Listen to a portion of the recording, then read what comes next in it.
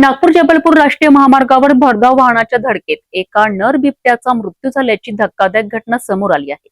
या घटनेमुळे महामार्गावरील वन्यजीवांच्या सुरक्षेचा प्रश्न पुन्हा ऐरणीवर आला आहे। नागपूर जबलपूर राष्ट्रीय महामार्ग क्रमांक 44 वर पवनी वन परिक्षेत्रातील कक्ष क्रमांक 420 जवळ भरधाव वाहनाच्या धडकेत एका नर बिबट्याचा मृत्यू झाला आहे।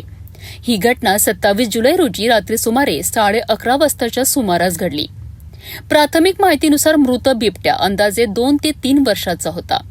वाहनाच्या जोरदार धडकेमुळे त्याच्या शरीरावर गंभीर दुखापती झाल्या आणि त्याचा घटनास्थळीच मृत्यू झाला। घटनेची माहिती मिळताच पवनी प्रादेशिक तसेच पवनी FDCM वन परिक्षेत्रातील अधिकारी आणि कर्मचारी तातडीने घटनास्थळी दाखल झालेत। त्यानंतर 28 जुलै रोजी पवनी विक्री आगार येथे राष्ट्रीय व्याघ्र संवर्धन प्राधिकरण अर्थात NTCAच्या मानक कार्यप्रणालीनुसार आवश्यक सर्व प्रक्रिया पूर्ण करण्यात आली आहे। या कार्यवाही दरम्यान अजिंक्य भटकर मानद वन्यजीव रक्षक, मंदार पिंगळे NTCA व सातपुडा फाउंडेशनचे प्रतिनिधी तसेच डॉक्टर सुजित कोलखांद, पशुवैद्यकीय अधिकारी गोरेवाडा प्राणी संग्रहालय उपस्थित होते। याशिवाय प्रादेशिक व्यवस्थापक US सावंत, विभागीय व्यवस्थापक AR घाटेकर, वनपरिक्षेत्र अधिकारी गजानन केंद्रे, गौरव पाटील आणि इतर कर्मचाऱ्यांनीही कार्यवाहीत सहभाग घेतला।